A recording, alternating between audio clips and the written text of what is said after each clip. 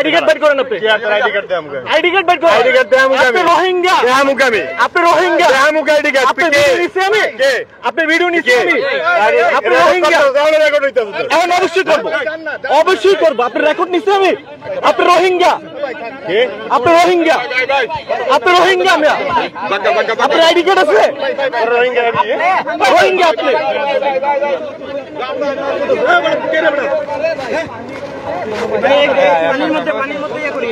না না আমি তো নেই নাই।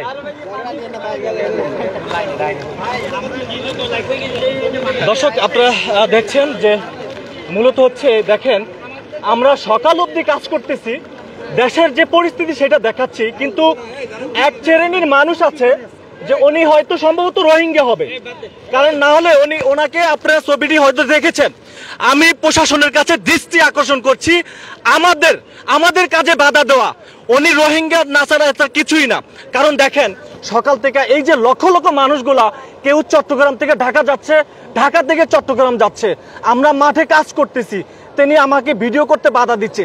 তার মানে তিনি রোহিঙ্গা, ওনার ফেসটা পাবলিক দেখবে, এই জন্য উনি কিন্তু খেপেছে। আচ্ছা যাই হোক, আমি একটু নিউট্রাল হই। তো মূল বিষয়টা হচ্ছে দেখেন আমরা সকাল অবধি কাজ করতেছি, যারা আপনারা লাইভে রয়েছেন দেখেন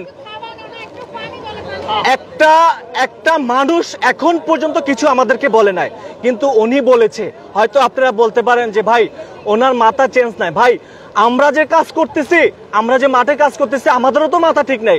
আমরা না খেয়ে আছি, আমরা পাচ্ছি না একটু পানি খাবার, আমাদের যতটুকু ছিল আমাদের সব শেষ হয়ে গেছে।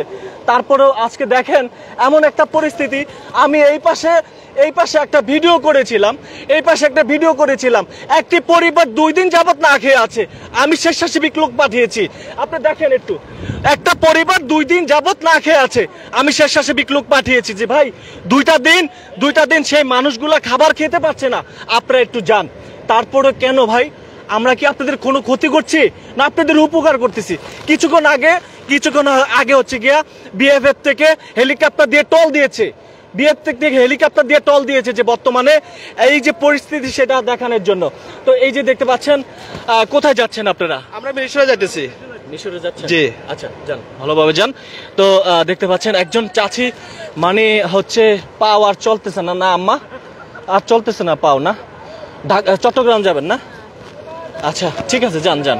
এই যে দেখেন যে দোকানগুলোর অবস্থা দেখেন, একেবারে হচ্ছে দোকানগুলা কিন্তু একেবারে ডুবে আছে। যারা এই মুহূর্তে লাইভে যুক্ত রয়েছেন সবাই শেয়ার করে দিবেন লাইভটি।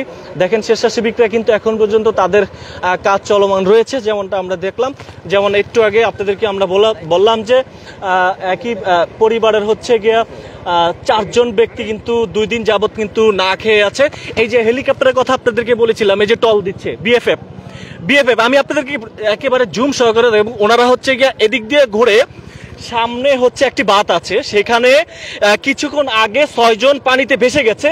7 জন উদ্ধার করা গেলেও 2 জন এখন পর্যন্ত উদ্ধার করা যায় নাই। একটির বয়স হচ্ছে 3 বছর, আরেকটির বয়স হচ্ছে 11 বছর।